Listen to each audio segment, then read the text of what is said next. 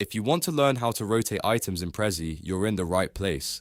In this quick tutorial, I'll walk you through the simple steps so you can adjust any object in your presentation with confidence. This is really useful when you want to improve the layout of your slides, change the angle of an image or text box, or make your design look a little more dynamic and polished. And if this video helps you out, don't forget to hit like and subscribe for more easy software tutorials just like this.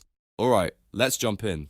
First, open the presentation you want to edit in Prezi. Make sure you're inside the project where the item you want to rotate is already placed on the canvas. Once your presentation is open, find the item you want to adjust. This could be an image, a text box, an icon, or any other object in your Prezi design. Now click directly on the item. As soon as you do that, you'll notice a blue outline appear around it.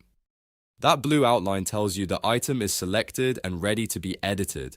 After selecting the item, move your cursor slowly toward one of the edges. Don't click too fast here because you're looking for a very specific control to appear. As you hover near the edge, you'll see a curved line or rotation handle show up.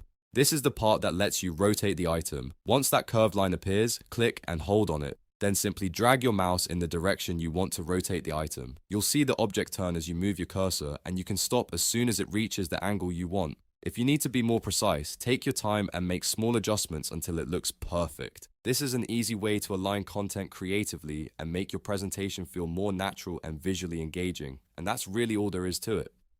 Just open your presentation, select the item, wait for the blue outline, hover near the edge until the curved rotation icon appears, and then drag to rotate it. Once you get used to it, it only takes a few seconds to rotate any item in Prezi. If you found this helpful, please give the video a like. Subscribe to the channel and turn on notifications so you don't miss the next tutorial. Thanks for watching, and I'll see you in the next one.